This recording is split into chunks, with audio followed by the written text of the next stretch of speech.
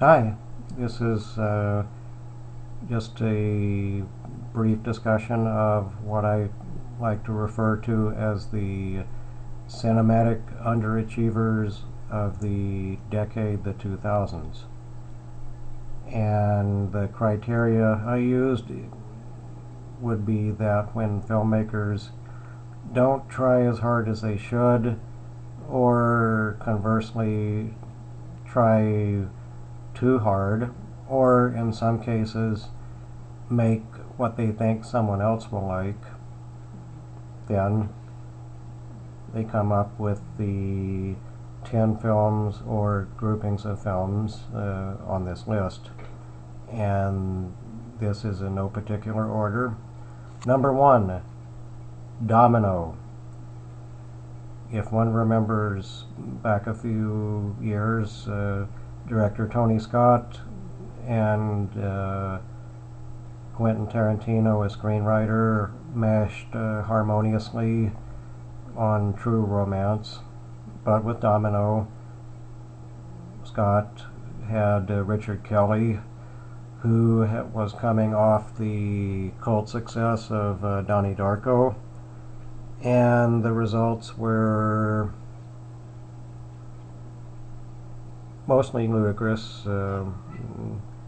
Number 2, Spider-Man 3, the film where Sam Raimi had 1.5 feet out the creative door, and as evidenced by the overrated Drag Me to Hell, hasn't quite returned to the form of the first 2 Spider-Man films as of yet. 3, Big Fish. I'm assuming Big Fish got made because Richard Zanuck told Tim Burton, Tim, you gotta have something warm and pleasing to get your Academy Award for all the more left field accomplishments you've done. And perhaps now you're thinking, Big Fish? I don't remember that. And you'd be right to think so. 4, Paycheck. The low point of John Woo's American career, and probably the low point of Ben Affleck's American career too. 5, The Island, where it does take some kind of creative non-genius for Michael Bay not to only rip off the premise of the 1976 sci-fi You Don't Live Over 30 film Logan's Run, but Bay managed the feat of ripping off Logan's Run and doing it even more badly than some of his worst work for Mr. Bruckheimer, and then, as we know, post The Island, Steven Spielberg bailed Bay out and sentenced him to do the Transformers series. 6, The Bad News Bears. Richard Linklater had a critical and popular hit with School of Rock.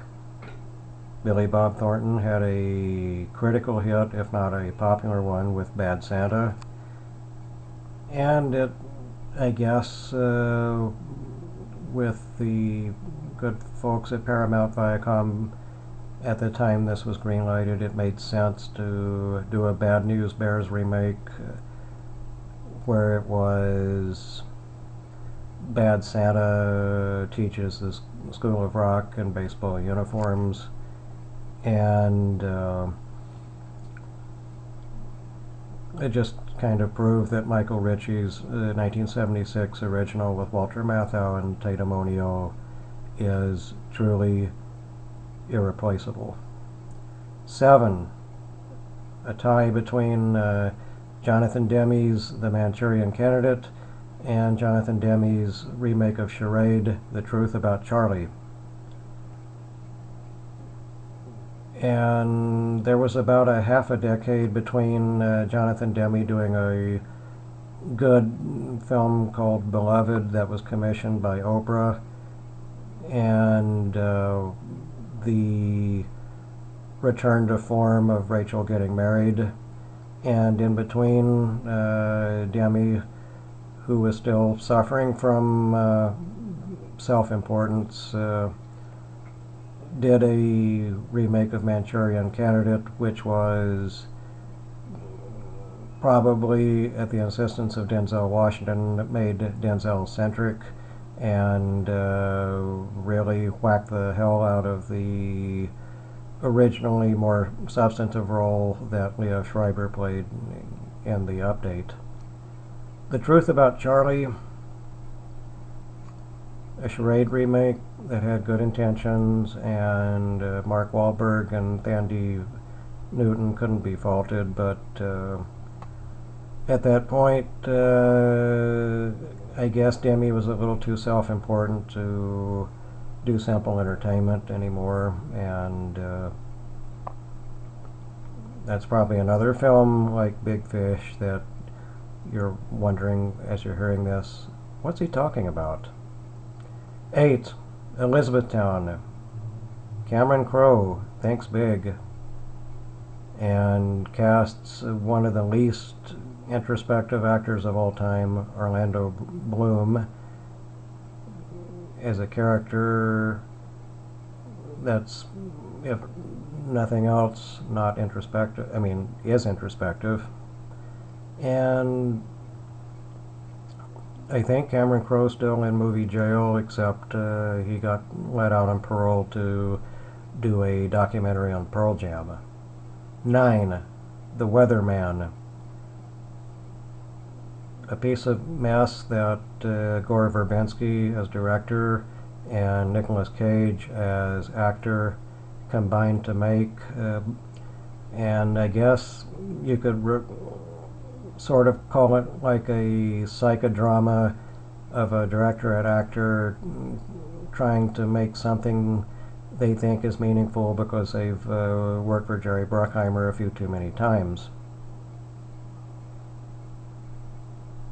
And before not saying much else about The Weatherman, let's just say it had one of the crappiest electronica music scores I've ever heard in a movie.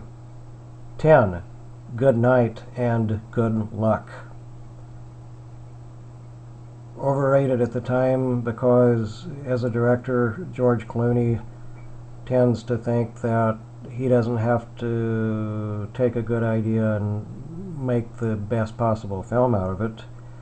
He just wants to be applauded for making a film from a certain idea, which in this case was the blacklisting, McCarthyism, and internal politics at CBS in the 1950s. So we have Good Night and Good Luck, which, if anything, in the future will most likely be remembered just for the fine performance that David Strathairn gave as Edward R. Murrow.